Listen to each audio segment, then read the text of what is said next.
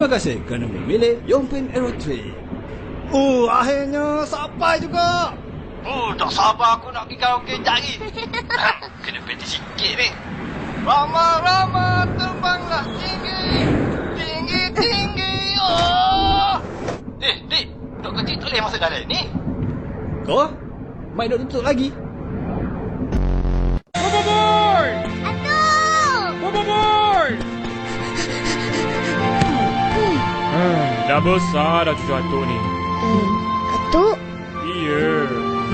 saya bukan Bobo Boy. Wah, Atuk nampak makin muda lah sekarang. Oi, bertua punya cucu. Kau peluk siapa tu? Sorry pakcik. Lele, dia bersama. Atuk tahu tadi, pemandu kereta api lupa tutup mic. Alah, kau pun pelupa gak? Pakcik ni siapa? Aku tahu kenapa banyak tenaga kokok di sini. Tengok, tak ada sesiapa yang tinggal di planet ini. Itu bulan, bukan bumi. Aku tahu. Okey, mula-mula kau turun tangga dekat rumah Atuk tu. Lepas tu kau lintas jalan. Jaga-jaga tengok kereta. Kau turun tangga sikit lagi. Lepas tu jaga-jaga kat bukit tu. Ada banyak anjing. Nanti kau akan sampai ke ladang getah. Lepas ladang getah tu, kau akan sampai ke pantai. Lepas tu kau terus je. Terus je lagi. Sampai kau nampak kedai tu. Dah sampai pun. Penatlah. Macam mana Tok Abah jalan kaki ke sini tiap-tiap hari? Kesian Tok Abah. Tak payah kesian. Atuk naik motor. Lagipun dekat je. Bobo Boy, angkat telefon. Hello? Halo Tok Abah. Oh, ini bukan Tok Abah. Ini Bobo Boy ya? Ya. Saya Ying. Saya mau order minum. Oh, boleh. Nak order apa? Special hot chocolate satu. Okey. Tok Abah, special hot chocolate satu. Minum sini ya. Minum sini. Okey. Aku. Jangan menyebut atas meja aku lah. Apa salah kawan-kawan ni, Bobo Boy?